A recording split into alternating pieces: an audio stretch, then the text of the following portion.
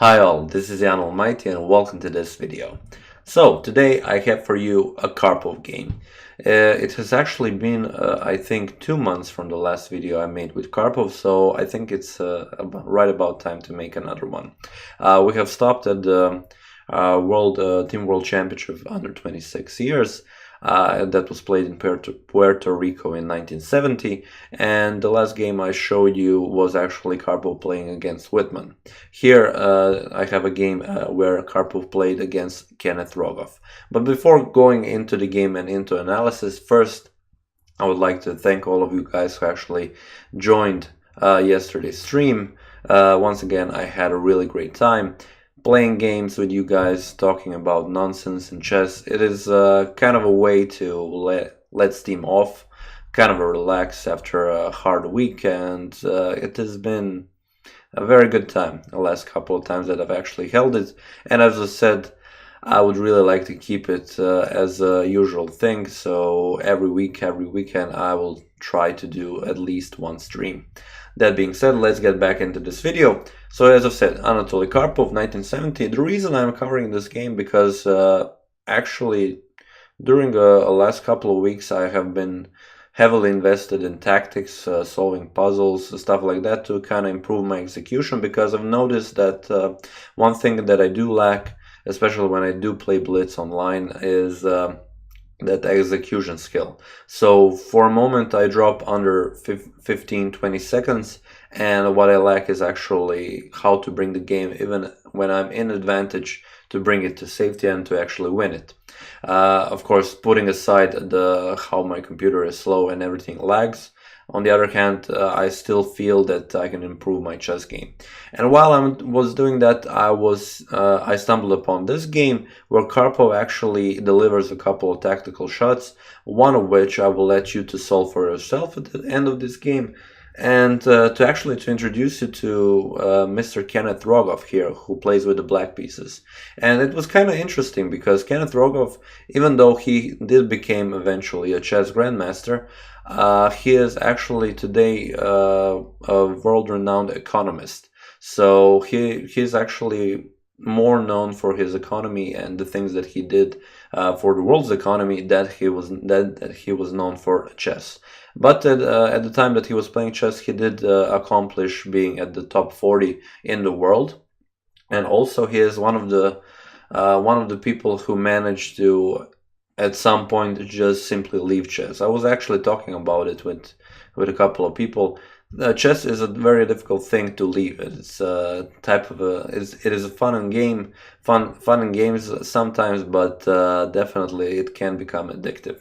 And Kenneth Rogoff talks about this stuff, so you can check him out as well. He's a very interesting person. He did attend the London Chess Classic a couple of years ago. So yeah, he is heavily invested in chess, but as far as I know, he doesn't play it anymore. So, with all of that out of the way, let's just jump into this very nice game. So, Karpov, as usually, as it was at that time, he starts with c4, his usual weapon, the English opening. Rogoff decides to play e5, and we have knight to c3, knight to f6, and g3.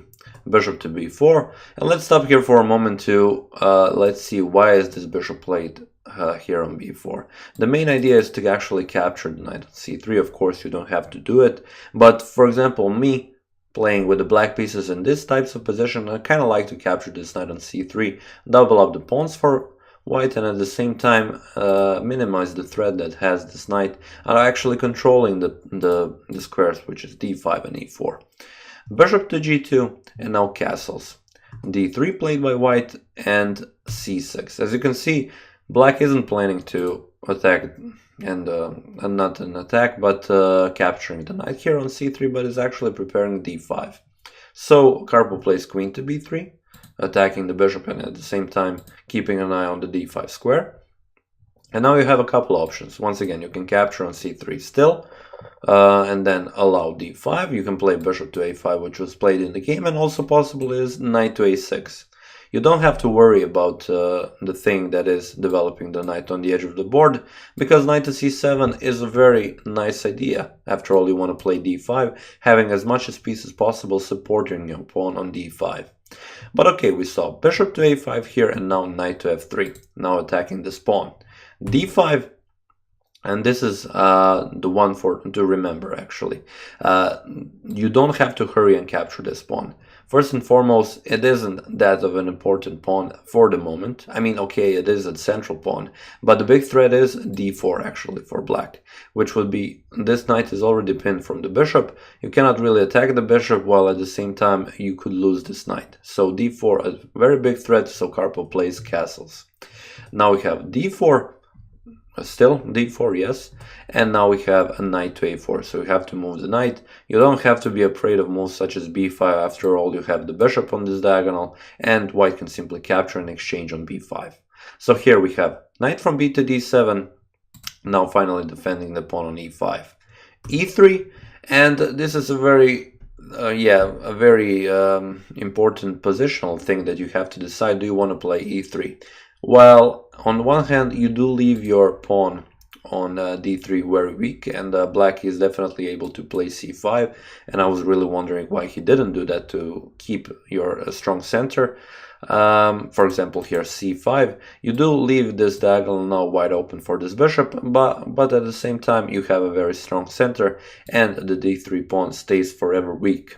So here the question is, how will you respond? White had to play something like e3, otherwise you could have played something like bishop to g5, but e3 is definitely a positional move that you make in an English opening. So here black needs to decide, do you want to play c5 or do you want to capture? And here he captured, bishop captured on e3, and now bishop to c7. Once again, not really sure why knight to g4 wasn't considered to simply attack this bishop, or even rook to e8 to threaten to push the pawn to e4, maybe even further. So after bishop to e3, bishop to c7, and now a3. The plan is to move the queen somewhere and in the end push b4 and then maybe play with the knight on c5. So rook to e8 was played, and now rook to d1. While black is preparing e4, white is preparing d4 to get rid of his weak d3 pawn. Bishop to d6, and now d4. So bishop to d6, once again, not sure what was the idea here. Probably at this moment, maybe even better, knight to f8 to finally develop this bishop on this diagonal. But bishop to d6 simply goes into d4 move for white, and you have to capture, and after knight to d4 you can see that white is in a position that is definitely better for him. All of the pieces are developed, most of the pieces look good except for this knight which is on the edge of the board, and now the next idea will be queen to c3 or queen to c2, pushing b4, maybe c5, and even playing knight to c5 when you prepare it. Here black played bishop to f8, while the knight could move to f5, and then there would be a double attack on the bishop.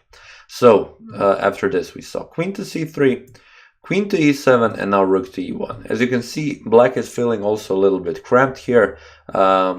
Still, he hasn't connected the rooks. The light square bishop is still in a problem for development. The queen has moved on the e file, not on the c file, and Karpov immediately takes advantage of that by playing rook from f to e1. Queen to e5, and here you could play bishop to c1, but it wouldn't bring you too much, because queen to h5 is possible, and now you have to be very cautious, because playing rook to e8 actually loses the game for white, because queen to d1 comes with check. You can play the rook back to e1, but you lose the knight on a4. So it is a possibility, but to play bishop to c1, but you don't want to go further and actually capture this rook here. So actually, just wait a moment. Okay, now we're back in session. So here, instead of playing bishop to c1, white just simply continued with the push on the queen side and played b4. Now, one other thing that is available for white is knight to b2, knight to d3. Simply entering with this knight into the game and putting more and more pressure on black. Queen to h5 was played, and now h3. maybe even g4 will be pushed in the future. Knight to b6, and now instead of going back, simply knight captures, pawn captures. Black has opened up the a file, but at the same time he has doubled his b pawns, and now once again you're having a very weak pawn on b6. g4 was played, and queen to g6. And one thing you will notice here is that not just that all of the white pieces are perfectly placed, almost perfectly I would say. The rooks are on the e and d file, all of the pieces are developed, all of the pieces are doing something, but also the pawns are now pushed properly, and the queen doesn't really have a lot of squares to go to. As you can see, the bishop is slicing on this diagonal, this is controlled by the pawns, and all of these squares where the queen can go to are actually covered. So Black, after playing queen to g6, he is definitely not in the best of positions, and Black needs to find a way how to actually move the queen to safety. But first, we saw bishop to f4 played by white, and the idea here is to maybe even go for one rook exchange. Bishop to d7, finally developing this bishop, but now after all this we saw knight to f3. And as you can see, the queen is still, here, where she doesn't have a lot of squares to go to, and the threat is something like knight to e5 or knight to h4, literally trapping the queen. So Black has to play something like rook captures on e1, rook captures on e1, and here Kenneth Rogoff played knight to e8, thinking that now the queen can actually go to f6, maybe even go for the exchange, and if not, the queen can actually escape on this side of the board. So this whole idea of playing the queen from d8 to e7 to e5 to h5 to g6 didn't prove to be actually any good, and Karpov will now show why. After making so many bad moves with the queen, Black will lose the game. So I would also encourage you to take this opportunity, as I said at the beginning of the video, doing tactics and doing puzzles, especially tactics like these, could sincerely improve your game. So pause the video and try to find a solution. Try to find a move that Karpov found in this position, and I will later on just simply explain all the variations that could go on from there. So yes, so for those of you who actually solved it, a very good job. And I will now simply show that here the best move for white is queen to d2. And why queen to d2? Because this move actually has a couple of meanings. First and foremost is, of course, attacking the bishop. And you want to deal with this threat, of course. So you want to defend the bishop, and how can you defend it? So let's go from the simplest, knight to f6. The whole reason behind knight to e8 was to make room for the queen. So making playing knight to f6 doesn't make much sense because of knight to e5, and the queen cannot go anywhere. The queen is trapped. You are losing this game.